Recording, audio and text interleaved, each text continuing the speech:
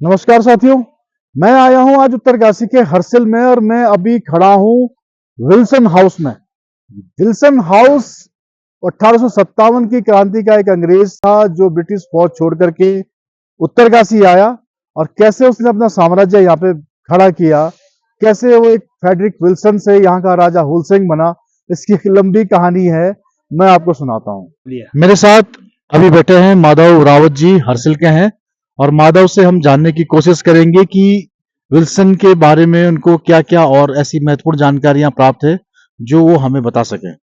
माधव भाई, ये बताओ कि हर्सिल में ये कहा जाता है कि विल्सन के सिक्के प्रचलित हुए थे, तो क्या है उन सिक्कों की कहानी? क्या आपको पता है सिक्कों के बारे में? देखिए, वो जो सिक्के थे, बेसिकली वो सिक्के नहीं थे, वो टोकन था। और उस पे लिखा था 1 रुपीस, और उसमें लिखा हुआ था हर्षिल और एफ फेडरिक विल्सन, जो उस पे सिक्के में लिखा हुआ है। किसी धातु के बने हुए थे वो? हाँ, वो तांबे के बने हुए हैं। हाँ, और उसके पीछे पैटर्न एक डिजाइन है। और बेसिकली वो टोकन ये था कि जैसे इस क्षेत्र में विल्सन ने बागान का काम किया था स्टार्ट, और उसने सिखाया था बागान का काम कैसे करते हैं। ये जब टिहरी के राजा से परमिशन लेके आया था यहाँ पर, तो टिहरी के राजा ने उसे परमिशन दी, जितने भी पैसों में दी, पर वो सोचता था कि एक लकड़ी कैसे ला पाएगा ऐसे दुर्गम क्षेत्र से, जहाँ से पैदल चलने के लिए भी रास्ता नहीं था। लेकिन वो विल्सन ने बताया कि कैसे लकड़ी यहाँ से काट के वो गंगा नदी में जो बगा जो उसको बहा के ट्रांसपोर्ट करने का जो नदी के थ्रू जो तरीका था, वो बगान था, वो सिखाया उन्होंने। तो जब वो ये काम कर रहा था बड़े लार्ज स्केल पे, जब पूरे पूरे भारत में रेलवे लाइन बिछ रही थी और उसका कॉन्ट्रैक्ट जो था वो लकड़ी का, वो फ्रेडरिक विल्सन को मिला था। तो यहीं से नहीं, वो शिमला के जंगलों से भी, कुफरी के आसपास से भी वो लकड़ियां लाता, चक्राता से भी वो लकड़ियां लाता था। हाँ, सब जगह से करता था वो। तो उसने क्या किया था, एक सिस्टम बनाया था इस सिक्के के तौर पे। इस सिक्के के को 10,000 रुपए के बराबर वो होता था सिक्का।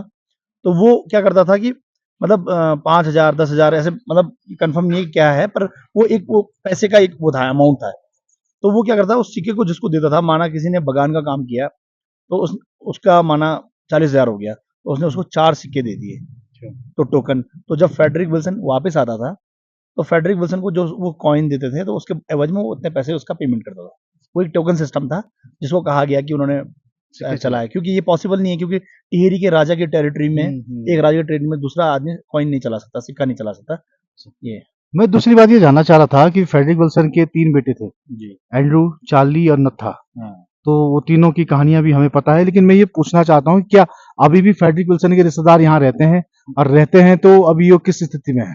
जी देखिए, इसमें जो फेडरिक विल्सन की जो ससुराल थी, वो मुखवा से थी। तो जो उनकी बीवी थी, ये जो गुलाबी, और गुलाबी के बाद जो उसकी भतीजी से शादी की, जब उनके बच्चे नहीं हुए, दूसरी राय माता जिसे कहते हैं, तो वो उनकी जो फैमिली, जिस फैमिली से वो हैं, वो फैमिली आज भी यहाँ पर मौजूद है महुआ में। और विल्सन के जो 3 बेटे हुए थे, एक था हेनरी, एक चार्ली, और एक था नेथनेल, जिसको नत्थू कहते थे, जो काला था। नेथनल। नेथनेल, और उसको नत्थू बोलते थे। वो कलर में वो गोरा नहीं था, वो काला था।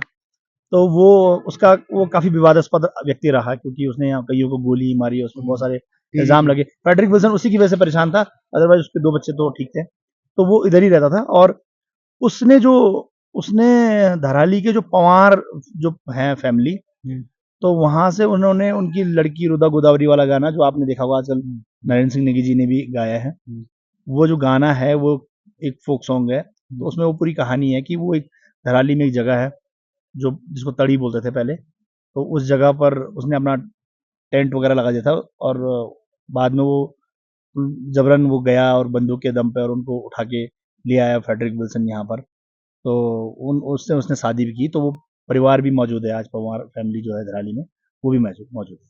दूसरी बात मैं जानना चाहूंगा कि विल्सन को कुछ लोग यहाँ के राजा के रूप में देखते हैं। जी। उसने गंगोत्री जाने वाला पहला पुल भी तैयार किया, उसने यहाँ पे बागवानी शुरू करी, आलू भी लाया, सफेद राजमा भी लाया, और कहते हैं कि इस नदी में जो ट्राउट मछली पाई जाती है उसका बीज भी उन्होंने ही लाया था यूरोप से।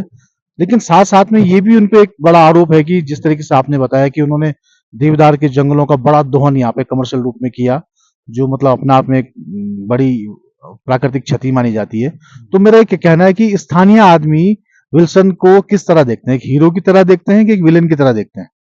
देखिए, जब मैं छोटा था और विल्सन के बारे में सुनता था, तो मैं हमेशा नेगेटिव सुनता था विल्सन के बारे में। मतलब वो एक हम पुराने लोग कहते थे मजाक में वो तो भगोड़ा था, जो वो अफगान एंग्लो युद्ध से भागा हुआ भगोड़ा था और अंग्रेज था और ये था, और उसने यहाँ पर लकड़ी काटी और जानवरों को मारा।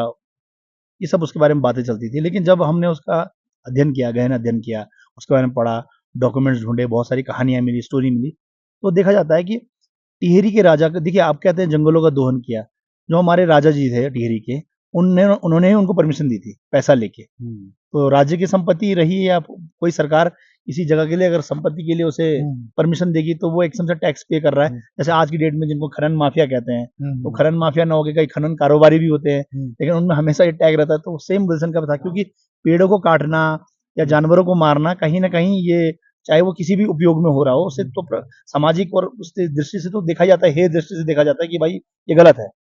तो वो उसने किया। लेकिन आप ये देखिए कि मुखवा में और धराली में जितने भी भव्य बड़े दिव्य मकान बने हैं जो आज खड़े हैं, वो फ्रेडरिक विल्सन की देन है।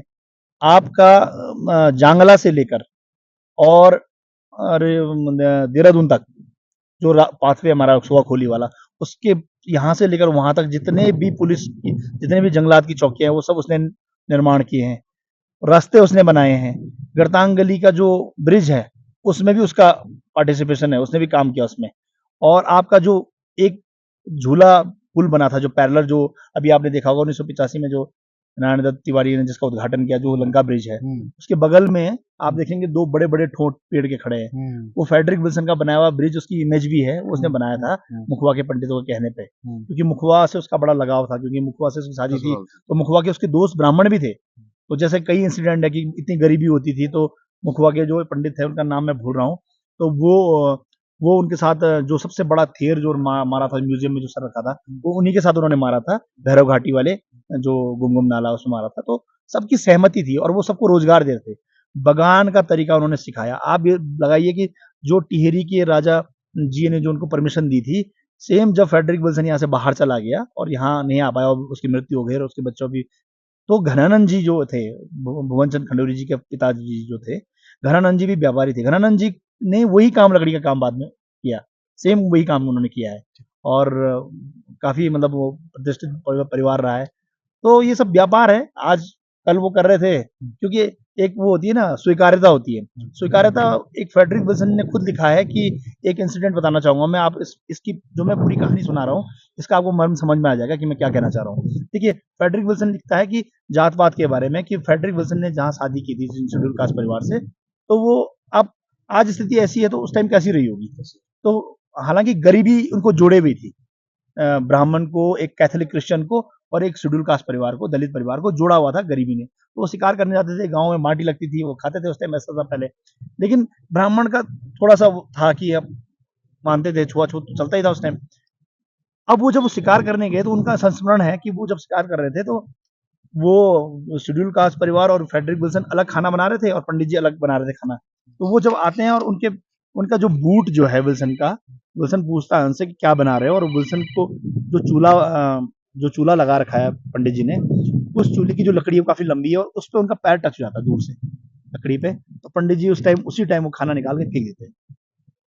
अब वो तो उसने ऐसा नहीं लिखा है कि हमारे साथ भेदभाव हुआ, उसने ये लिखा है कि जो मुखबा के जो पंडित हैं वो शेड्यूल कास्ट को उतना अछूत नहीं मानते हैं जितना कि हमको मानते हैं। क्यों? हमारे लिए वो एक शब्द यूज करते हैं, मलेच्छ, क्योंकि वो क्रिश्चियन को गाय और बीफ खाने वाला उस टाइम रहा होगा, क्योंकि अपने उसको उतना नहीं मानते, अपने वो थी छुआछूत तो थी, और वो उससे और ज्यादा उनसे वो करते थे। तो उसने कहा कि उसने उससे क्षमा मांगी, उस पंडित जी से कहा कि आज के बाद, वो कहता है ऐसे बीहड़ में उसने खाना फेंक दिया, तो मैं आपकी प्रैक्टिस की इज्जत करूंगा और मैं कभी भी आपके खाने पर टच नहीं करूंगा। तो ये कहानी मैं बताना चाह रहा था आपको। ये मैं कहना चाह रहा था, विल्सन भले ही अंग्रेज थे, इस दूरस्थ क्षेत्र में आए, उन्होंने व्यापार किया, वनों का दोहन भी किया, लेकिन बड़ी बात यह कि उसके बाद भी उन्होंने यहाँ से रोटी और बेटी का और माटी का रिश्ता जोड़ा, जिस वजह से आज भी वो यहाँ की फिजाओं में, यहाँ के लोगों के दिल में लोकप्रिय बनकर राजा होल सिंह बनकर जी रहे हैं। हाँ, नत्था को लेकर के विल्सन के मतभेद अलग थे। नत्था को वो कहते हैं कि अपनी पत्नी का अवैध बेटा मानता था, जो दिखने में थोड़ा सा अंग्रेजों की तरह नहीं था। तो नत्था को लेके बहुत सीरियस विल्सन नहीं था। तो चार्ली एंड्रयू तो इंग्लैंड भी गए, उनके कारोबार मसूरी और देहरादून में भी रहे, लेकिन नत्था ने कहते हैं पूरी जिंदगी यहीं हरसिल में काटी। और आप जो देख रहे हैं ठीक सामने तीर्थ यात्रियों का रास्ता था गंगोत्री जाने का, वहां पर जो तीर्थ यात्री जाया करते थे, नत्था हरसिल में बैठकर बंदूक से उनको उड़ा दिया करता था, जिसकी शिकायत टिहरी रियासत पहुंची। टिहरी के राजा ने उसको अरेस्ट करने के लिए यहाँ पे या वार्ता करने के लिए समझिए अपने सिपाहियों को भेजा, तो नत्था ने उनको भी गोली से उड़ा दिया। फिर बाद में एक चालाक मंत्री ने टिहरी के राजा से परमिशन मांगी कि मैं नत्था को अरेस्ट करके लाऊंगा, और टिहरी का वो मंत्री अपनी एक सुसज्जित पालकी लेकर के हरसिल पहुंचता है और नत्था के लिए एक संदेश भिजवाता है कि टिहरी के राजा तुम्हारी निशानेबाजी से बहुत खुश हैं और वो आपको टिहरी रियासत का सेनापति बनाना चाहते हैं। ये सुनकर नत्था बड़ा खुश हुआ। नत्थे ने बढ़िया से कपड़े पहने और सज धज कर पालकी में बैठा और पालकी में उठा करके उसको टिहरी ले जाया गया, और जहां उसको फिर जेल में बंद किया गया और उसकी मृत्यु अंततः जेल में हुई। इस तरह फ्रेडरिक विल्सन की कहानी एक दिलचस्प मोड़ लेती है, किस तरीके से एक ब्रिटिश फौज का भगोड़ा सिपाही टिहरी में आता है, टिहरी में इतने दूर हरसिल को अपना कार्यक्षेत्र बनाता है। इसी हरसिल में वो यहाँ के वनों का दोहन करता है, यहाँ के मोनाल पंक्षियों का शिकार करता है और करोड़ों रुपए कमाता है उस दौर में, और इंग्लैंड का एक बड़ा व्यवसायी हो जाता है। टिहरी के राजा का पार्टनर होता है, उसके बच्चे होते हैं, उसकी यहाँ शादी होती है, वो यहाँ के समाज में घुल मिल जाता है।